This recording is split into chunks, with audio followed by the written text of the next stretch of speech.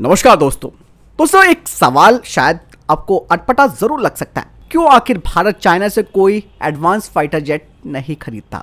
मजाक जरूर लगेगा आपको, लेकिन कुछ चीजें आपको इस वीडियो के थ्रू मैं जब बताऊंगा तो वो हकीकत भी लगेंगी। दरअसल अभी आप सब जानते हैं कि भारत फाइटर जेट्स को तैयार करने की दिशा में बढ़ना शुरू हुआ है, और जो आत्मविश्वास की कमी भारत के अंदर रही है उसको अब फिर से ट्रैक पर भारत लाने की कोशिश कर रहा है।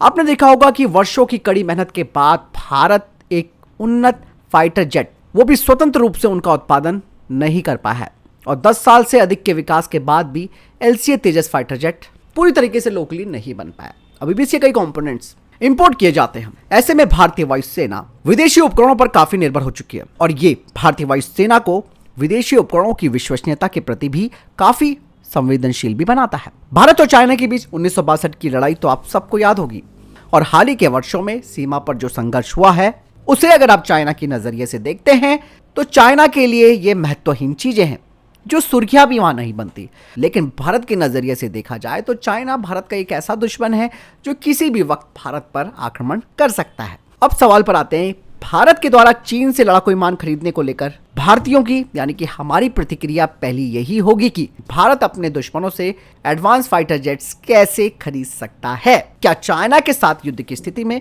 इन फाइटर जेट्स की क्षमताओं की गारंटी दी जाएगी? यदि स्पेयर पार्ट्स की आपूर्ति नहीं होती या फिर सॉफ्टवेयर सीमाएं भी नहीं होंगी तो क्या भारतीय वायुसेना बर्बाद नहीं हो जाएगी? शायद सभी भारतीय यही सोचेंगे कि दुश्मन के फाइटर जेट्स को नहीं खरीदना चाहिए। ये एक स्वाभाविक व्यवहार भी है, लेकिन दोस्तों ये सच नहीं है। अगर आप चाइना को यहां पर अगर खड़ा करके देखते हैं तो चाइना ने हमेशा से ही किसी भी देश से फाइटर जेट खरीदने के लिए वो हमेशा से आतुर रहे हैं, यहां तक कि उन देशों से भी जिन्हें वो अपना दुश्मन मानते हैं। इसमें कोई दो राय नहीं है, चाइना को वो फाइटर जेट्स काफी मूल्यवान लगे हैं। अगर आपको मैं एग्जांपल देना चाहूं तो जब चाइना और सोवियत संघ एक दूसरे के दुश्मन बन गए थे तब भी उन्होंने सोवियत संघ से MiG-21 का इंपोर्ट यानी कि आयात किया। और आप सब जानते हैं कि चाइना और अमेरिका के बीच भी संबंध अच्छे नहीं है। यदि अमेरिका चाइना को F-35 बेचने की बात करता है तो चाइना निश्चित रूप से खुशी खुशी उसे खरीद ले। चीन इस मुद्दे को भारतीयों की तुलना में अधिक आसानी से लेता है। वे किसी भी बात की बिल्कुल चिंता नहीं करते क्योंकि वे अपने विमान को संभालने में कहीं अधिक सक्षम है। यदि विदेशी विमान अच्छे हैं तो खेलने के लिए कुछ भी खरीद ले। यदि कोई युद्ध है और इन लड़ाकू विमानों का उपयोग नहीं किया जा सकता तो उन्हें अपने साथ बदल लें। उनके लिए किसी भी देश से फाइटर जेट खरीदने से उनकी क्षमताओं में सुधार करने में मदद मिलती है, और कोई अनएक्सेप्टेबल जो रिस्क होता है वो भी नहीं है।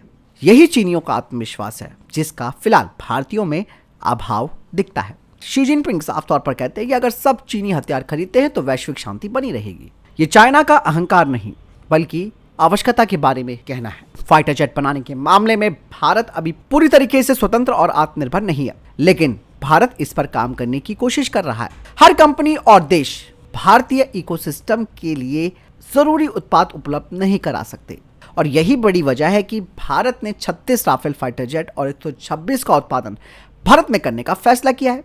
यदि चीन ने आवश्यक विशेषताएं प्रदान की होती या फिर टेंडर जीत लिया होता तो हो सकता था कि चाइना के फाइटर जेट्स हमारे पास हो सकते थे, लेकिन मुझे नहीं लगता कि ये लंबे समय तक टिके रहते।